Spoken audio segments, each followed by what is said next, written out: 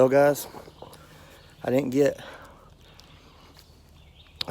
any footage, but I caught a hen this morning up still on the tree around 7 o'clock. I thought it was the weirdest thing that a hen was still on the tree at 7 o'clock. So I got into a shouting match with her, and then all of a sudden some crows started sounding off, and I was like, man, I could have sworn I heard a distant gobble, and it was a long ways away.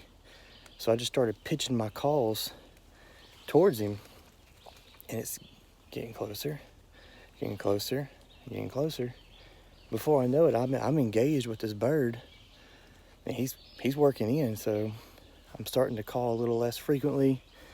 I'm making him seek me out, and before you know it, full strutter coming around the tree, 30 yards. There he is. There he is. A gorgeous bird. Gorgeous Alabama bird. Look at there. Uh-oh. Must have shot something else. Good little 2-year-old. Look at him. Look at him. I'm telling you, man, I have been blessed beyond measure this year already. Already. Thank you, buddy. Thank you so much. Oh, it was about a 35-yard shot, 40-yard shot through this tree. I had a little lane. I don't use decoys, so he come around full strut. It's so pretty. I wish I had film, but this joker had me wrapped around this tree so bad. Anyway, he comes around that tree full strut, just all pretty like. And he starts to get weary when he can see in here. It's fairly open in here. And he starts to get weary. He starts to get nervous. You can tell he's about to booger. And it looks like he's about to turn around a little bit. And I get a clear lane. And I got this red dot. That red dot on that gun, man, is mean. And I put it on that noggin. And he dropped. And that was it. That's all she wrote, boys.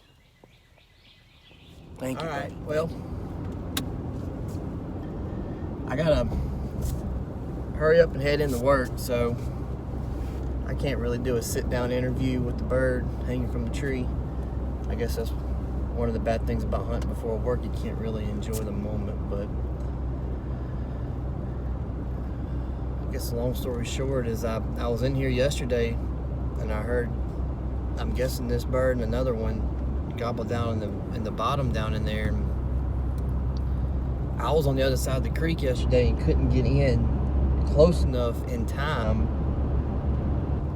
And by the time I was able to get into my truck and drive around, he was actually already, fix my phone. He was actually already in that bottom where I was sitting this morning. So this morning, I went to that same exact spot, but I got in there early, before daylight, didn't hear any gobbling on the roost, ended up calling that hen up, and we made so much racket between me and her, I knew there was no way that there wasn't a Tom somewhere that was listening.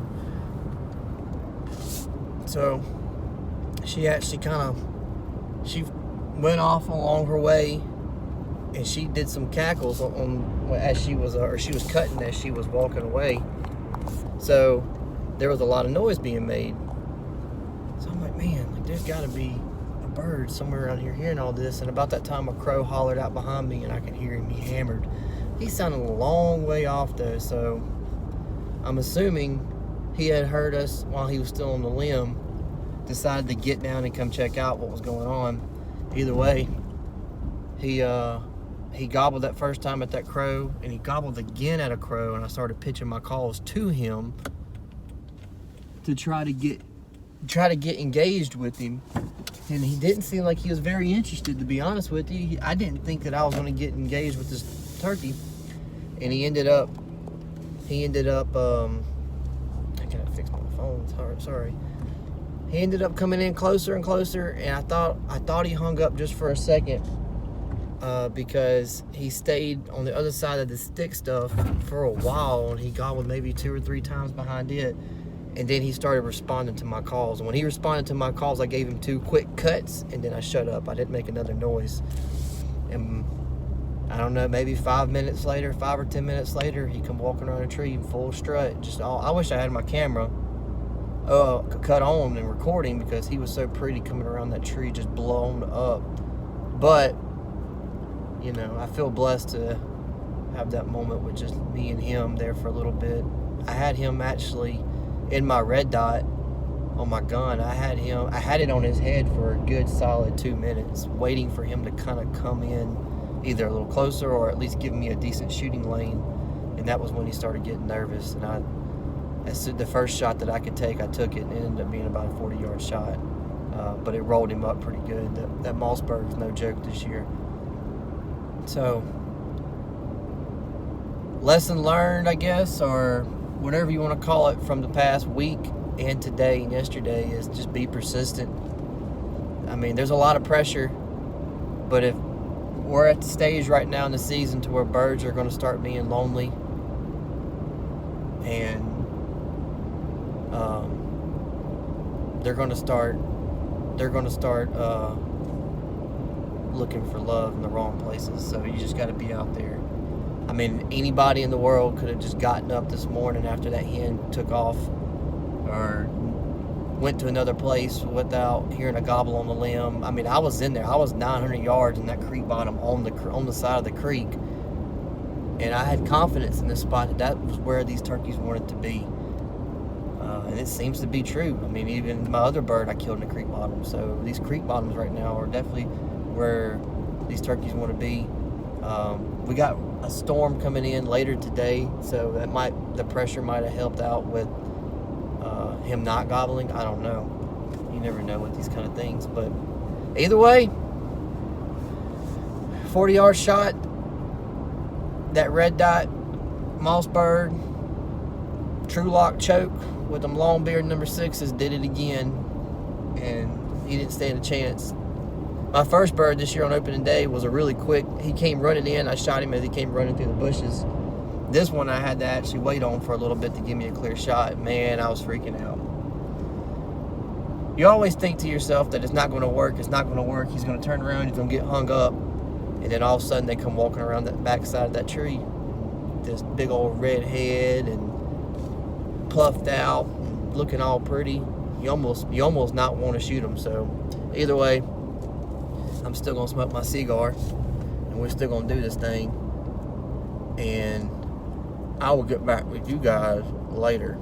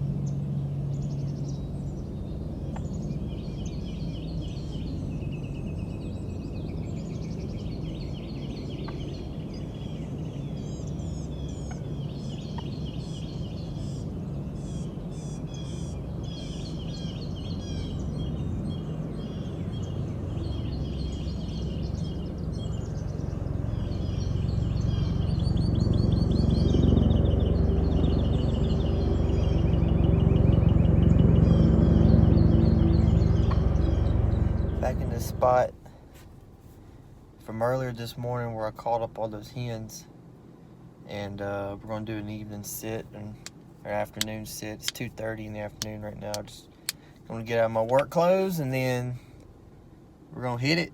We're gonna try them out. It was super cold this morning. It's then jumped up to about 70 degrees. Pretty windy, but clear skies, so maybe I can get into a listening point or just a high point and do some call casting. See if I can't maybe attract one. So we'll see. I'm back out here again. we're going to take a walk around and see if we can't find something. Maybe sit up again. So I'll set back up and I'll catch up with y'all again.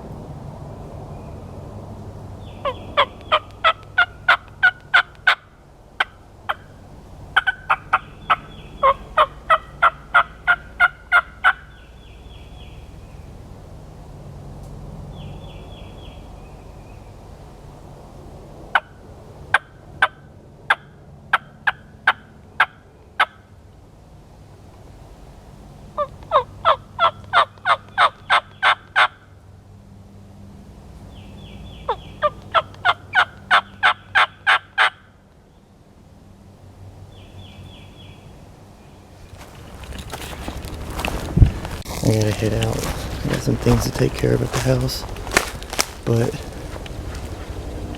got a good spot for tomorrow morning.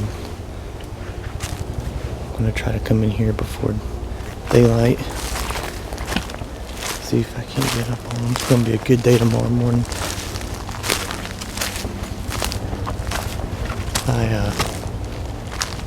Sorry these videos are gonna be all kind of messed up. Haven't been doing the best in filming the past couple of days, so it's going to be a couple of days mashed together with me killing a turkey and seeing a bunch of hens pretty much. So the 2 better days I've had in the woods, I don't have a whole lot of film for it, so I apologize, but it's just the way it is. It's how it goes sometimes. So this is going to be the end of this video, and hopefully I can get a full video up with some decent footage for you guys in the next one. So see you next time.